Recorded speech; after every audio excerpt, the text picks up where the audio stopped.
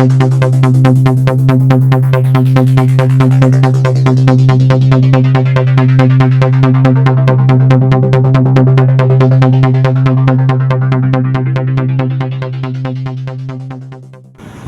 காமராஜருடைய 122வது பிறந்த விழாவினை இந்த வட்டார காங்கிரஸ் கமிட்டியுடைய நண்பர்கள்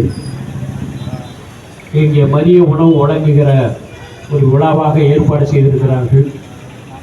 தமிழ்நாடு காங்கிரஸ் கமிட்டியின் சார்பாக என்னுடைய நெஞ்சார்ந்த நன்றியினை அருமை சகோதரர் இயேசுவடியார் அவர்களுக்கு அபிஷேக் அவர்களுக்கு தெரிவித்துக் கொள்ள கடமைப்பட்டிருக்கிறேன்.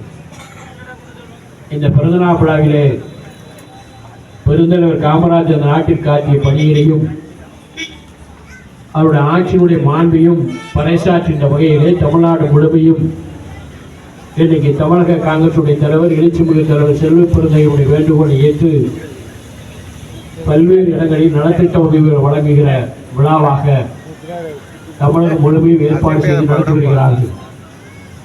அவருடைய பிறந்தநாள் விழாவில் நான் நினைவுபடுத்த வேண்டியது ஒரு மிகப்பெரிய சமூக மாற்றத்திற்கு வித்திட்டவர் பெருந்தலைவர் காமராஜர் அவர்கள். அந்த சமூக மாற்றத்திற்கு வித்திட வேண்டும் என்ற அடிப்படையில் எல்லோருக்கும் கல்வி எளிதாக கிடைத்திட வேண்டும்,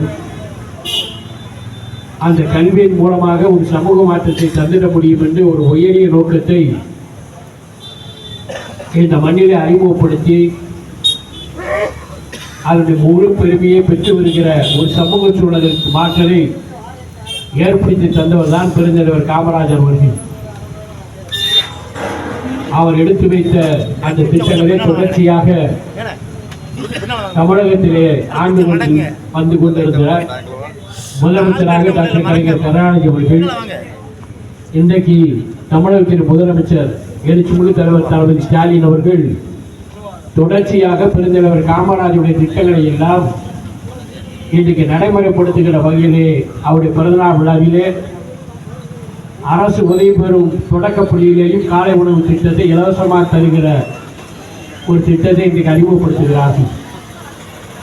எனவே இன்றைக்கு அரசியலே பெருந்தலைவர் காமராஜர் அவர்கள் ஏற்றி வைத்த தீபத்தை தொடர்ச்சியாக அதை நடத்தி வரக்கூடிய தலைவர்கள் அதை மக்களுக்கு செயலாக்கம் தருகிறார் என்று சொன்னால் அதுதான் பெருந்தலைவர் காமராஜருக்கு நாம் செய்கிற நன்றிக்கடனாக